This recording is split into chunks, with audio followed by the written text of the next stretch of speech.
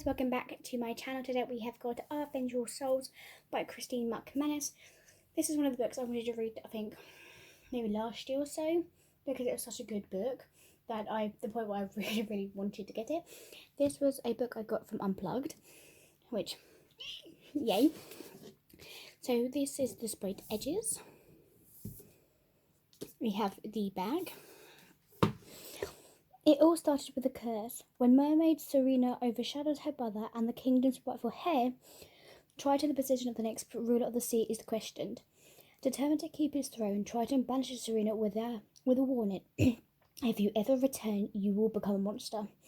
So left for dead, Serena washes up on shore of Atlantis, where she is rescued by a kind merchant with a tragic past. He earns her trust but Atlanteans fear magic, and Serena must conceal her true identity as her feelings for her saviour deepens. So her skill with her blade finds her place within the Atlantean army, and Serena soon wavers between the pull of revenge and the possibility of love on land. But when a friend's fate is at risk, she must make the hardest decision of all: expose who she really is and be burned at the stake as a witch, or return to the sea as a monster. So it's definitely giving me Little Mermaid vibes, like a retelling, but it's like how Serena, basically the person who's supposed to be right for her, but she owns it, but then she's not going to get it. It's like this whole situation with it. Then we have both end papers look like this. This is the map. On the dust jacket is actually the original cover of the book. Then we have our stenciled hardback, and it says, "Oh, it all started with a curse."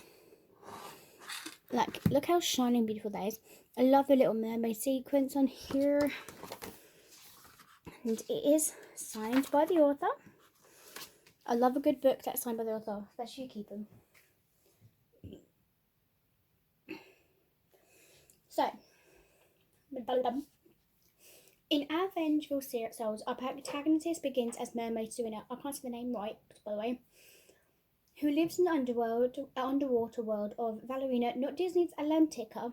She's the sea goddess, daughter of King Poseidon and Queen Aphrodite, I can't say her name, and the sister of Triton, who we later as Ariel's father in Disney Little Princess.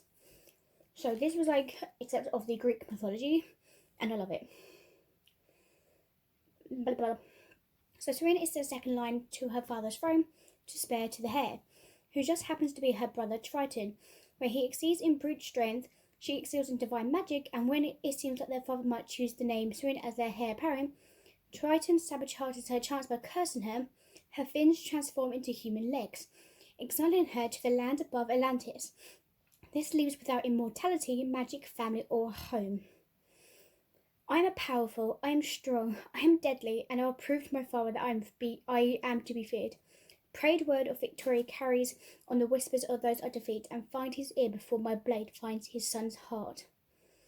Desperate to revert back to her true form, she reclaims her rightful place and seek revenge against Triton. So Serena must learn to adapt to life above the surface and come to rely upon the cutest cinnamon roll that was, Callan. So despite his military training, mainly due to encountering so much loss, he lives a quiet life and serves as a healer. Even nursing a wounded Serena back to health when he finds her washed ashore. These two absolutely are precious together.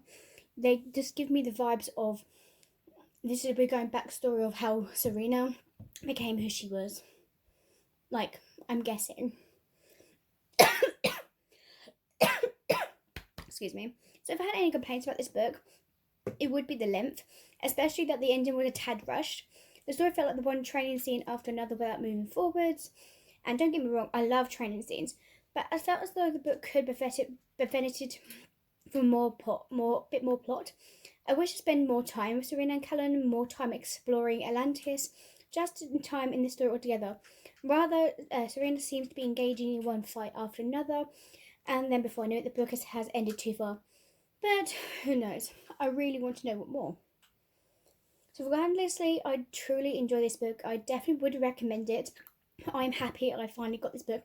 This was a couple of years back book that released out, and the fact that Unplugged doesn't always do new releases.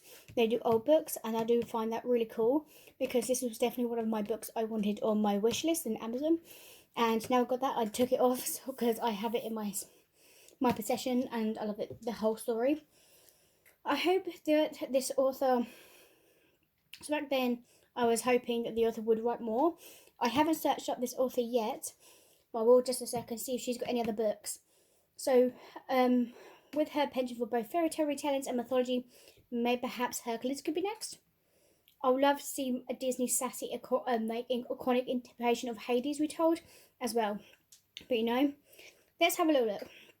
Actually, what I'm going to do as well, I feel like I should do this by each with my books as well to see if the authors do bring out anything else. I can just let you know on here. What was it? Right, let's see. Does this author have anything else? So next year she is going to be bringing out How to Get Over Your Best Ex. So I am going to show you it. So this is the book that she's also bringing out as well next year. So I'm thinking I might do that more, showing you more books that these author brings and books I do have my eye on. So if you do guys like that, please leave a comment down below for me guys, and I will see you guys next time. Peace. Bye.